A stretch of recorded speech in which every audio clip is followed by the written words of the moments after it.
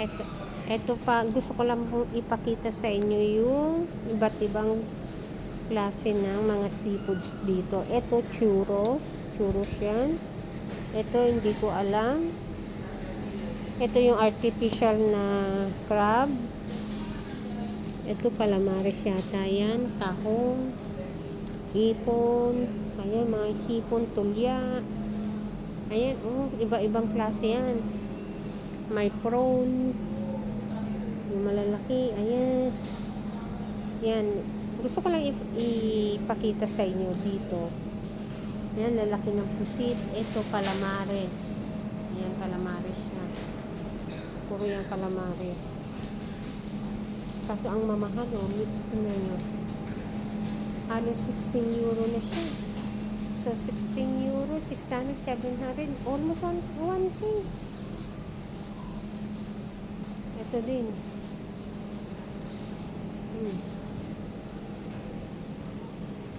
Ito, masarap yan. Yung hipon na nilagyan ng harina tapos ipiprito nyo, masarap yan. Ito parang bola-bola. Yan. Yun o, 20. Calamares. Anillo de Andalusa. Ito naman, Villaroy de York. May palaman siya. Yung bell pepper siya, nilagyan ng carne picada. Ano bang tawag doon? Giniling. Yan. Dito pa guys. Ayan, yung mga iba't ibang klase, mga spices. Ayan. Lahat yan, spices. Iba-ibang klase. Ang gandun. Ito naman.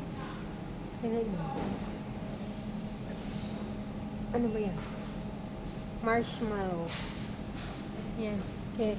Candy. Yan, mga candies, mga mura. Ito yung parang gamis. Ayan. Gominola. Ano ka lang yan? Sasandok ka lang. Tapos si per kilo. Per kilo lang yan. Ito naman, lentejas, lentis. Kumbaga sa atin, parang kapatid ng munggo. Yan. Ito naman, ajo polvo granyan. Garlic powder. Oregano. Mga spices yan eh. Oh.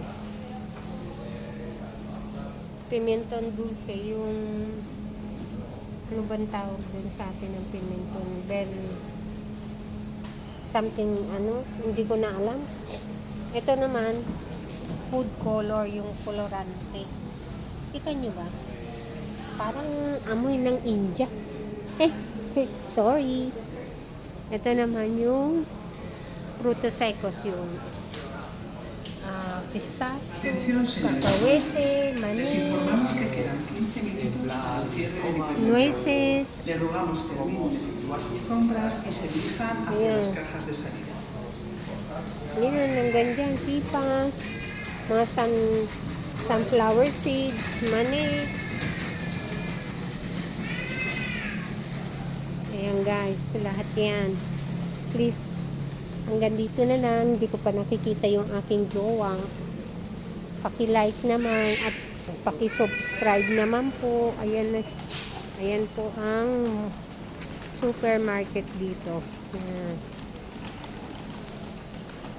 Thank you. Bye.